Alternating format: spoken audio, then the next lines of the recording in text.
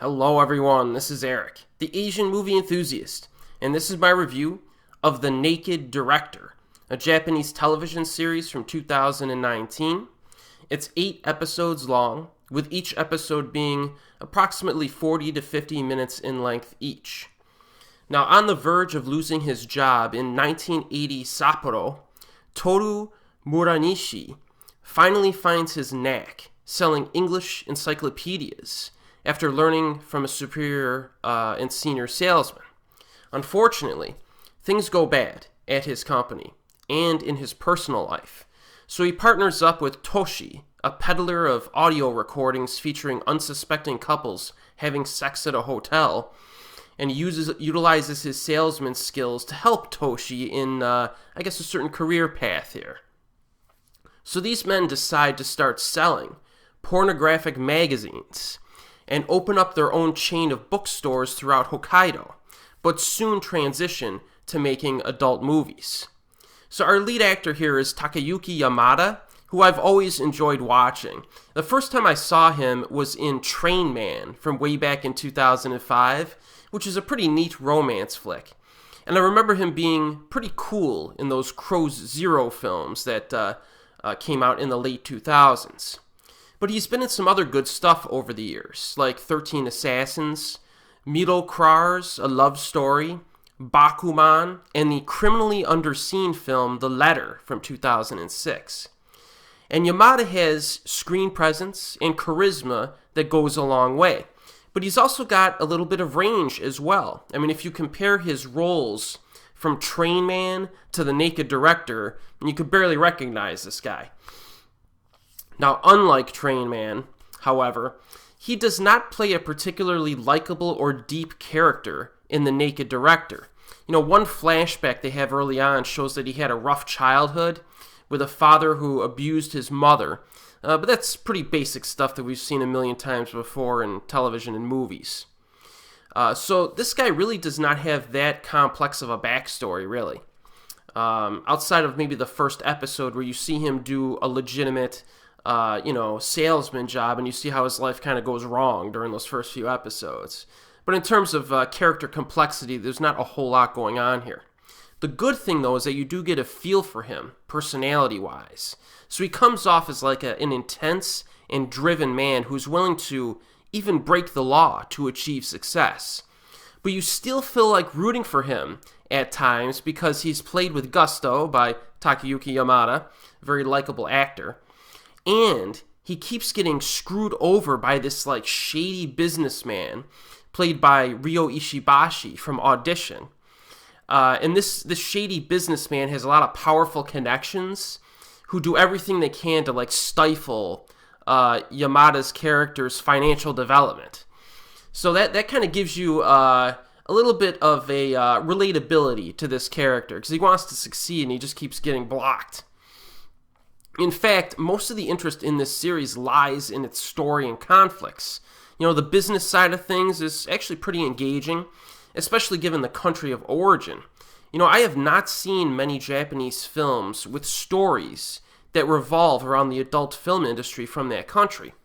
There's some fun stuff in this regarding, how men reacted to pornographic pictures in Japan during the early 80s.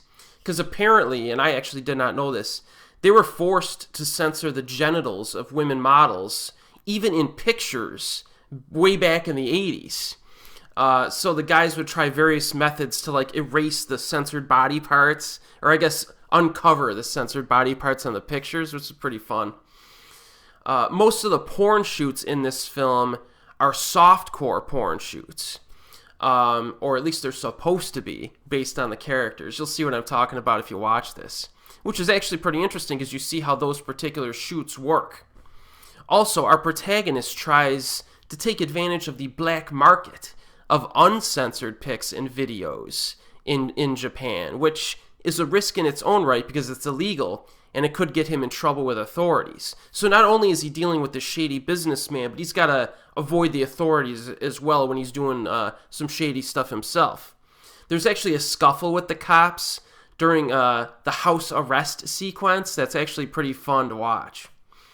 There's also an emphasis on having the correct mentality when directing and acting in an adult video. Yamada's character is very specific and demanding in that regard, which I found actually pretty intriguing.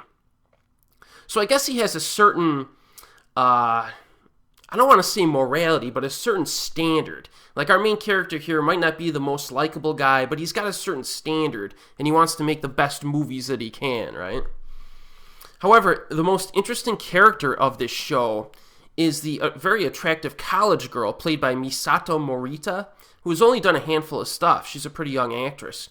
And her character is actually fascinated by the sex industry in Japan. So she lives with her strict and religious mother, played by Koyuki of Pulse. And she's extremely eager to explore her desires, I guess you could say. I actually kind of liked her character arc, and she develops quite a bit as a character throughout the show. And she also provides some of the highlight sequences in terms of steamy sex.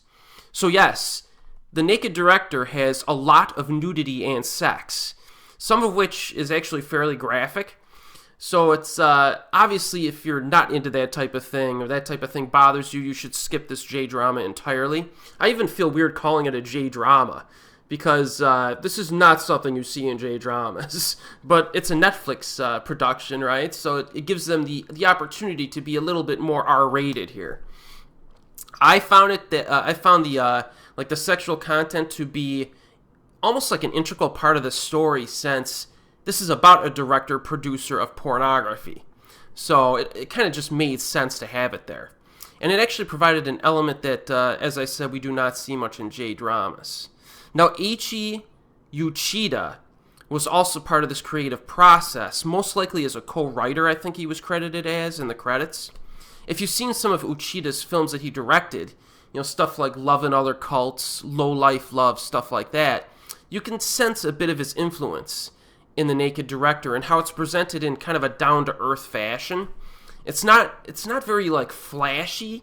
It has a certain groundedness to it that I appreciated. But it's all presented in a very engaging way. There are also some appearances by well-known actors such as Jun Kunimura and Lily Frankie, so look out for them. Lily Frankie's in basically everything nowadays, so that's not a surprise. So this show has a lot of positives to it. The Naked Director is an entertaining show. You're not really going to get anything particularly mind-blowing here in terms of really detailed insights into how the adult film industry works or stuff like that. But there is some interesting nuggets in there, and it has some interesting character interaction and a good lead actor. And it has enough going for it that should satisfy people who find the premise interesting. So I'd say, I give this a recommendation. Check it out if what I said sounds interesting to you. And it's fairly short. 8 episodes, 30 to 40 minutes each, right? Is that what I said? No, 40 to 50 minutes each. So it's not too long. Check it out if you think you'll like it. And it's on Netflix in the United States. And as always, I'll see you next time.